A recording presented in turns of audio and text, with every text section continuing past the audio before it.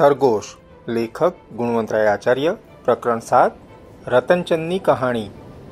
બધાને આભાસ થઈ ગયો કે આખી એ વાતનો ખરો સાર તો રતનચંદની કહાણીમાં છે, એટલે રતનચંદની વાત સાંભળવાને બધાના કાન સરવા થયા। એ સારાય સમાજમાં સોય પડે તોય સંભળાય એવી શાંતિ છવાઈ ગઈ। બધા પોતાની કાયાને જરા આગળ પડતો ઝોક આપીને રતનચંદ સામે આંખ અને કાન માંડીને બેઠા।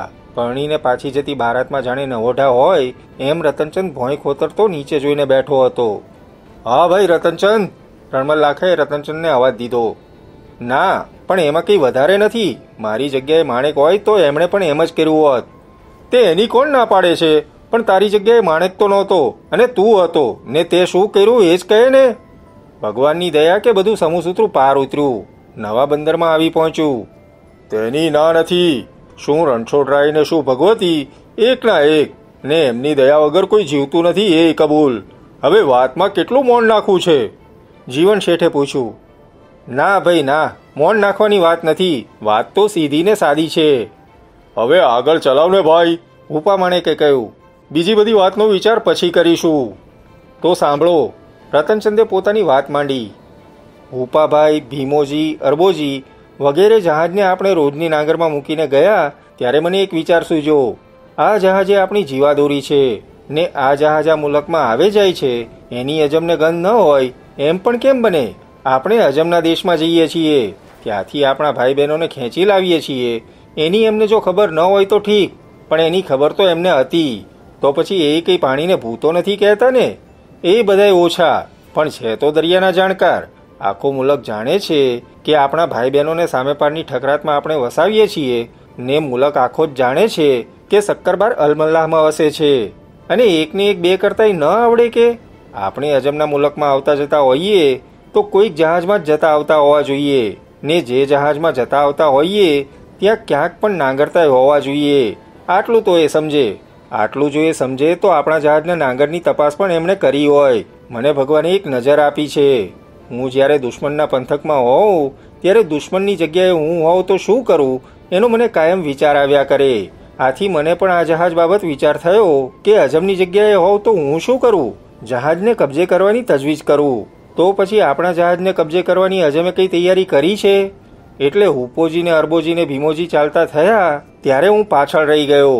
એમને કોઈને આ વાત કરવાનો અર્થ નહોતો। મેં ત્યારે કરી હોત તો આમને માની ન હોત। એટલે અમે બધા જહાજ ઉપરથી ઉતરીને ચાલવા માંડ્યા ત્યારે અંધારામાં હું પાછળ રહી ગયો। જહાજ ઉપર રૂખી હતી, નાથુજી હતો, બીજા 7-8 માણસો પણ હતા, હુકમજી પણ હતા। જહાજના નાંગરને સંપૂર્ણ સલામત ને પૂરું ખાનગી માનીને એમણે હુપાજીને જહાજ ઉપર દેખરેખ રાખવા મૂક્યા હતા ને એમાં તો શક પણ ન હતો કે જહાજનું નાંગર સલામત જ હતું। પહેલાંય આપણે 4-5 વાર ત્યાં જ નાંગર્યા હતા। દરિયાના કંઠારમાં બે બાજુ ઉપરવાસ ને નીચેવાસ રેતીના ઢેર ઢેર ઊંચા ઊંચા ટેકરાઓ છે ને એ રેતીના ઢગ ઉપર દરિયાના પાણીમાં ઉગે એવી વગડાઉ વનસ્પતિ છે। બહારથી જોજનના જોજન સુધી અભંગ લાગે એવી આ રેતી ને વનસ્પતિની ઢેરની વચમાં દરિયાએ જાણે એક આંગળી પરોવી હોય એમ એક જીવતી ખાડી જાય છે ને બે બાજુ ઢેરની ઊંચી ઊંચી પછીતોની વચમાં થઈને ઢેરની પાછળ વળાંક લે છે ને ત્યાં ગાઢ ઘેરું જંગલ છે। નજીકમાં ક્યાંય વસ્તી નથી, નજીકમાં ક્યાંય ખેતી નથી। નજીકમાં નજીકનું બંદર મકરાણ ત્યાંથી 100 ગાવ દૂર પડે। મકરાણના રણની રેતી દરિયાના કાંઠા સુધી આવે છે।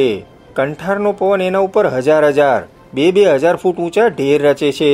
ઢેરમાં ને રણમાં વગડા વનસ્પતિના ઝુંડ છે। ક્યાંય પીવાનું પાણી નથી, ક્યાંય વસ્તી નથી। નજીક ક્યાંય માણસની અવરજવર થાય એવું કોઈ સાધન કે એવો કોઈ સંયોગ નથી। આવી નિર્જન જગ્યાએ ઢેરની વચમાંથી માત્ર એક જહાજ માટે દરિયાલાલે પોતાની ટચલી આંગળીથી ખોતરી કાઢી હોય એવી નાળ એને ઝાડીના ઝૂંડથી છાઈ દે છે ને નાળ અંદર જઈ અંદરથી વળાંક લે છે। વળી કોઈ દરિયાનું તુફાન પણ એને નડી શકે નહીં। આવી જગ્યાએ વહાણ નાંગર્યું, ઉપાજી વગેરે ગયા। હું સરકીને પાછળ રહ્યો, જીવાદોરી કોઈ કાપે છે કે નહીં એ જોવા માટે। લગભગ અડધા ઢેર ઉપર હું ચડ્યો ત્યાં મેં બખોલ કરી। ત્યાંથી જહાજ ઉપર સીધી નજર પડતી હતી। ત્યાંથી રૂખી અને નાથુજીને હું જોઈ શકતો હતો। બીજા ખલાસીઓને અરતા ફરતા હું જોઈ શકતો હતો। ધીમે ધીમે મારા કાન ઉપર એક અવાજ આવ્યો, જાણે કેટલાક માનવીઓ સંચાર કરતા હોય। ઉપરથી મેં જોયું 5-7 હોડીઓ ત્યાં આવી હતી। મારી બરાબર નીચેવાસ થોડાક માણસો એમાં બેઠેલા હતા। હોડીઓ ચાલવાનો અવાજ પણ સંભળાયો। કોઈને અણસાર ન જાય એમ એ માણસો ઓળી અંકારતા હતા, પણ મારા કાન તો અવાજ પકડવાને જ મથતા હતા. મને લાગ્યું કે એકંદરે 15 માણસો હશે. એમના સંચાર ઉપરથી આટલું કળાયું. અંધારી રાતમાં બીજી ઝાઝી ગમ પડે એવું ન હતું. હું મારી જગ્યા ઉપરથી છુપાતો લપાતો નીચે ઉતર્યો. અગર તો હું જહાજને ચેતવી શકું તો ઠીક થાય, પરંતુ એ કરવું કેમ? એક માર્ગ હતો કે નીચે ઉતરું અને તરીને જહાજ પાસે પહોંચું. હું નીચે તો ઉતર્યો, પણ નરી હેબત ખાઈને જ ઊભો રહ્યો. હોડીઓ જહાજ સુધી પહોંચી ગઈ હતી ને હું કંઈ વિચાર કરું એ પહેલાં તો જહાજ ઉપર મને તોફાનનો અવાજ સંભળાયો. રૂખીની ને નાથુજીની ચીસો હવામાં સંભળાઈ અને હું ખાડીમાં પડ્યો. પરંતુ હું જહાજ પાસે પહોંચું ત્યાં બધું જ સુમસામ થઈ ગયું હતું. શું થયું હતું જહાજ ઉપર? રૂખીએ ચીસ કેમ પાડી? નાથુજીએ ચીસ કેમ પાડી? હું ધીમે ધીમે, જરાય અવાજ ન થાય એમ તરતો તરતો આગળ પહોંચ્યો. જહાજના તળમાં આવી રહ્યો. નાંગરના દોરડાને પકડીને માત્ર મારું નાક બહાર રહે એમ ત્યાં થંભ્યો. મારી આખી કાયા મેં પાણીમાં રાખી હતી. કેવળ મારું નાક જ બહાર રાખ્યું હતું. મેં જોયું કે ઓળીઓ હજી ત્યાં બાંધેલી પડી હતી. એના ઉપરથી મને ખ્યાલ આવ્યો કે આ માનવીઓ આવ્યા તેવા હોડીઓમાં પાછા ફરવાની વેતરણ કરતા હોવા જોઈએ. ધીમે ધીમે હું નાંગર મૂકીને જહાજને પ્રદક્ષિણા લેવા માંડ્યો ને એક પછી એક એમ 6 હોડીઓના છેડા મેં છૂટા કરી દીધા. દરિયાના ઓમાં એક પછી એક હોડી તણાઈ ગઈ. બધી હોડીઓ તણાઈ ગઈ ને ખાડીને મરજી પડે ત્યાં ફેંકાઈ જવાને લીધે ખેંચાઈ ગઈ. એટલે પછી હું કાળજીપૂર્વક નાંગરના દોરડા ઉપર થઈને જહાજ ઉપર ચડ્યો. રણમણલાખા જહાજ તો વિશાળ છે ને એમાં ફનોસ વચમાં છે, એટલે જહાજના મોરાનો ભાગ ફનોસ ઉપરથી કે ભંડારમાંથી દેખાય એમ નથી. ધીમે ધીમે જહાજ ઉપર હું આગળ વધવા માંડ્યો. જહાજ ઉપર આવનારા કોણ હતા? અજમ બાદશાહના જ માણસ હતા કે નવસર સોદાગરના હતા કે કોઈ કિરકોલ ફૂટકળ હતા? જહાજ ઉપરના માણસો ક્યાં ગયા? રૂખી ક્યાં ગઈ? નાથુજી ક્યાં ગયો? એમણે એક ચીસ પાડી, બીજી કેમ ન પાડી? ધીમે ધીમે હું આગળ વધ્યો ને એકાએક મારા પગમાં કંઈક અથડાયું. મેં હાથથી જોયું તો એક માણસ નીચે પડ્યો હતો. એને અડતા મારા હાથ ભીના થયા. આભના તારાના પ્રકાશમાં આકાશને તાકી રહેલો નાથુજીનો ચહેરો મેં પારખ્યો ને મારા અંગમાં જાણે હિમ છવાઈ ગયું. નાથુજીની ચીસ તો સમજાય, પણ રૂખીની ચીસ પણ શું આવી જશે? મેં કાન માંડ્યા, ક્યાંયથી કોઈ અવાજ આવે તો સંભળાય એમ. પરંતુ એ વિશાળ જહાજ ઉપર મને કોઈ અવાજ ન સંભળાયો. જહાજનો આખો ઉપરનો સથ્થો ખાલી જ હતો. પહેલા ભંડકનું બારણું બહારથી બંધ હતું. મેં એના ઉપર કાન માંડ્યા. અંદર કંઈક હિલચાલ થતી હોય એવો અવાજ મેં સાંભળ્યો. બહાર બારણામાં કોઈએ સાજન ભરાવી હતી. મેં ઉગાડી. ધીમે ધીમે હું ભંડકની સીડીના પગથિયા ઉતર્યો. અડધે પગથિયે ઊભો રહ્યો. અંદર કેટલાક માણસો કણસતા હોય એમ મને લાગ્યું. હું ધ્યાનથી સાંભળી રહ્યો. થોડી વારે મેં વાતચીતનો અવાજ સાંભળ્યો. વાતો કરનારા આપણા માણસો જ હતા. પગથિયા નીચે ઉતરીને મેં અવાજની દિશામાં પગ માંડ્યા. ઘોર અંધકાર હતો.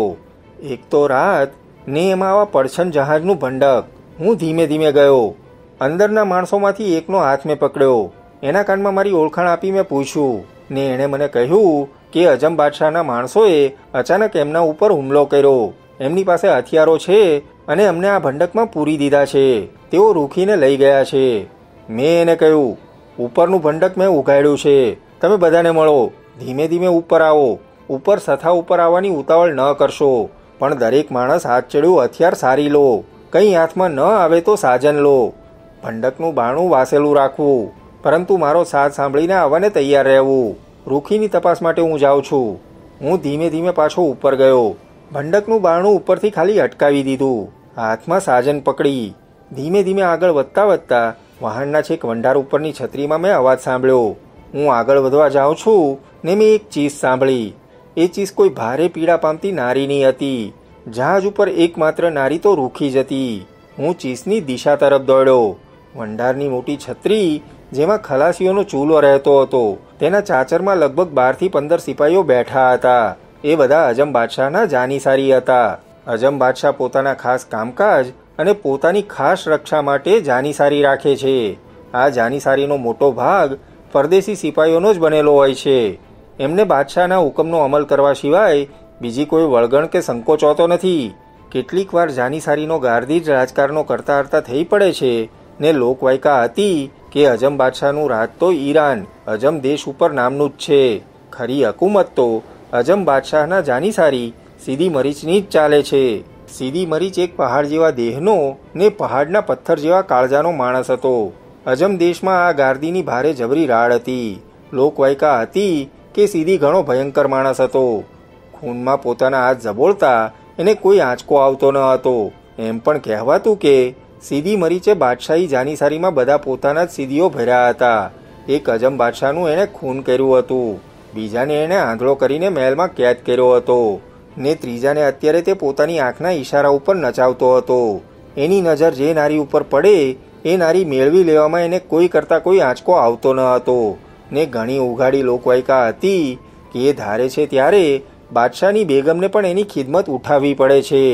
છત્રીમાં બેઠેલા અજમ બાદશાહના જાનીસારીઓની વચમાં જાનીસારનો આ ગાર્દી સીધી મારી જ બેઠો હતો. બીજાઓ એની સામે ગોઠવાઈને બેઠા હતા અને એમની વચમાં તેઓએ રૂખીને બેસાડી હતી. છત્રીમાં હું નાટક જોતો હોઉં એમ આ દેખાવ મારી નજરે પડ્યો. સીધી મારીચે એક ઝાપટ નાખીને રૂખીને પકડી, પોતાના રાક્ષસી હાથમાં પકડી, છાતી સાથે જોરથી દબાવી. બોલી દે, શક્કરબાર ક્યાં છે? સીધી મારીચે બૂમ પાડી. નહીં તો કાચીને કાચી કરડી ખાઈશ. રૂખીએ માથું ધૂણાવ્યું. સીધી મરીચે એક હાથથી રૂખીને પકડી રાખી, બીજે હાથે એની છાતી પોતાની મુઠ્ઠીમાં ભીસી. રૂખીના કંઠમાંથી ચીસ નીકળી ગઈ. સીધી મરીચ અટાસ્ય કરીને બોલ્યો, મારા 100 માણસો આસપાસ ચોકી કરે છે, તારી વહારે તારો કોઈ શક્કરબાર આવી શકશે નહીં. માની જા, આ તો પાશેરમાં પહેલી પૂણી છે હજી. મેં તને કહ્યું કે કાચીને કાચી કરડી ખાઈશો. અને સીધી મરીચે પોતાના રાક્ષસ જેવા દાંતમાં રૂખીના હોઠ પકડ્યા. બિલાડી જેમ ઉંદરને હલાવે એમ એણે હલાવ્યા. જાનીસારીઓ પાસે હથિયાર હતા. મેં એક રસ્તો કાઢ્યો. મારા હાથમાં સાજન હતી. ત્યાંથી જોરથી તાકીને મેં મરીચના માથામાં મારી. મરીચના લમણામાંથી લોહી નીકળ્યું. એના દાંતની દોડ છૂટી ગઈ. તમ્મર આવ્યા હોય એમ એનું માથું ધૂણી ગયું. શક્કરબાર! જાનીસારીઓના કંઠમાંથી એક સામટી ચીસ નીકળી ગઈ. બેબાકડા જેવો મરીચ પણ એ ભયંકર નામ સાંભળીને રૂખીને પડતી મૂકીને પોતાના હથિયાર સંભાળતો ઊભો થઈ ગયો. જાનીસારીઓ આસપાસ જોવા લાગ્યા. આમથી તેમ પોતાની બંદૂકો ફેરવવા લાગ્યા. આ વિશાળ જહાજને હું તો ખૂણે ખાંચરેથી મોરો વંઢાર જાણતો હતો, ને આ બધા જાનીસારીઓ તો વહાણ શું કહેવાય એ જાણતા ન હતા. કોઈ જહાજ પકડવું હોય તો એ પકડવાને કોઈ સીધી મરીચ હોય તોય નકામો.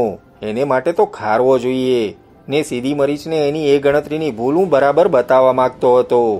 હું ક્યાં છું ને શું છું એ એમને બતાવવાને માટે મેં માત્ર એક વિપળ માટે ઊભા થઈને એને મારી જાત બતાવી. અને પછી, હુકમજી સંભાળ, ખલાસી સાંભળ ની એક પ્રચંડ બૂમ પાડીને હું પાછો લપાઈ ગયો.